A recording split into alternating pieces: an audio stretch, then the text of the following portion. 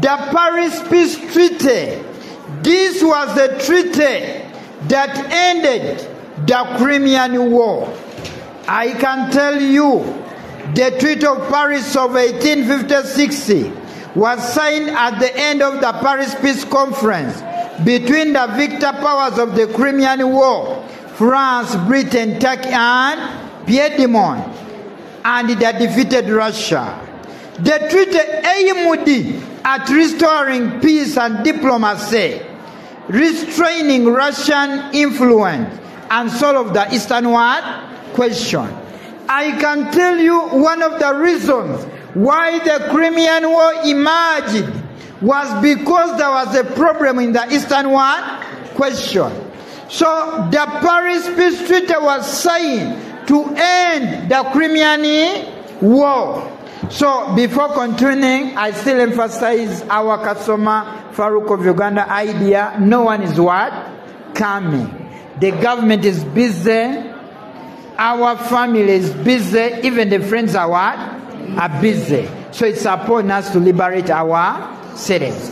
Because our mission says, I get an A or I die. So you must do everything under the sun. So we are saying, among the positive impact of the Paris Peace Treaty, we are saying the treaty raised the diplomatic status of Paris. Diplomatic status of what? Of Paris. Where we are saying today, the status of Paris was raised. Why? Because the meeting sat in where? In Paris. This made people to believe that Paris was a very important city altogether. Because all the leading countries had to sit in where? In Paris. And of course it glorified Napoleon the what? The third. He became a great man. You remember the Bonapartists, the believers in Bonapartism wanted a great man who was raising the name of a country called France. So the treaty raised the status of Paris. Another one, it ended the Crimean War and restored the peace in Europe. We are saying today, the Crimean War, where Britain, France, Turkey, Piedmont joined hands against Russia. By this time, it did what? It ended. Because the war was leading to the death of what? People. But at this time, we are seeing a treaty ending the what? The war, which was a positive impact. Another one, it raised the popularity of Emperor Napoleon III. We are saying today, Napoleon III became what? Popular. In this kind of arrangement, we are saying Napoleon III became popular. Why? Because the meeting sat in where? In Paris. So we are saying the Paris Peace Treaty had a great impact on Europe because by this time it raised the popularity of Napoleon the third. At home, Napoleon became so what? Popular. Changes rising up. Another one, it supported the unification struggle of Italy.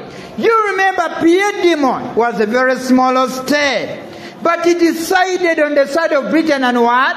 On France. Why siding on the side of Britain and France? The game was that Piedmont and the biggest thinkers by the time, like Count Camillo Ceva, calculated that if we side on the side of France and Britain, they are going to have a pause in the unification of Italy. That's why after the Crimean War, Napoleon III promised to help Piedmont in the liberation of Lombardy and Venetia. Altogether, I can say one time it's like Napoleon III forgot. I don't know whether he forgot or he was pretending.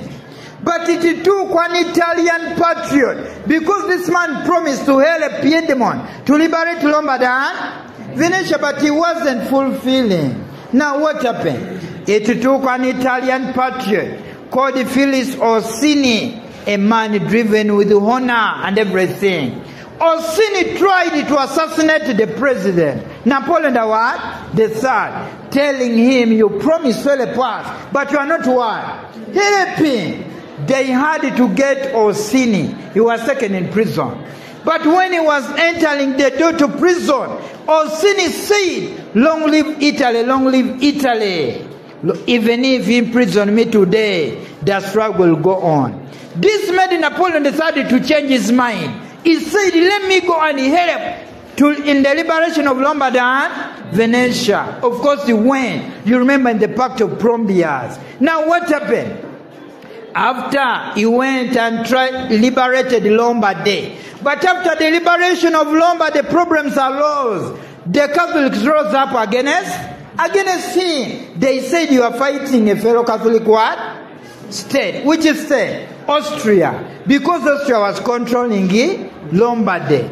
This made Napoleon III to move from the struggle. But at least he had liberated what? Lombardy. But he did not liberate what? Venetia. But we are saying, as he liberated Lombardy, this was a very great step towards the unification of Italy. That's why we are saying the Paris Peace Treaty led to the unification of Italy, because it made Napoleon III to promise in the process of unifying the states of Italy.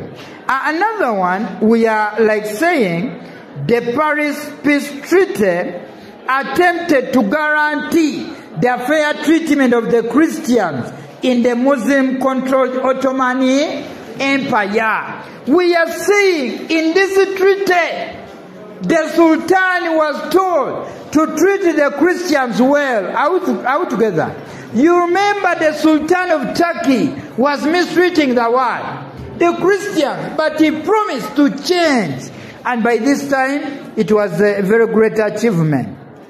Another one, it temporarily checked Russian influence in the Balkans and the Ottoman Empire. One of the reasons why Britain and others came together to challenge a country called Russia, because Russia had a great influence in the Ottoman Empire, it temporarily checked. At least it checked for some time. Another one, it marked the readmission of Turkey to the League of the Great Powers. We are saying today, Turkey was readmitted to the League of the Great Powers. Very great achievement. Praise be to the diplomats of the Paris Peace Treaty. They tried to promote this anyway. Another one, it declared free navigation by the merchant vessels on the major international waterways. Free navigation on Mediterranean Sea and River Danube. All countries were allowed to use big waters without restrictions. All together. This was a great achievement, and we are praising the diplomats of the Paris Peace Treaty. Another one, it granted independence to Serbia and the provinces of Moldavia and Wallachia. This was a great achievement. So friends, we need to understand the positive impact of the Paris Peace Treaty. Another one, we are saying it changed the national frontiers of Europe through territorial changes. Territorial what? Changes. Then it revived the spirit of diplomacy among the major states of Europe. The major states had to believe that they had to solve problems peacefully. So we are praising the diplomats of the Paris Peace Treaty. However much we are praising them, but we needed to be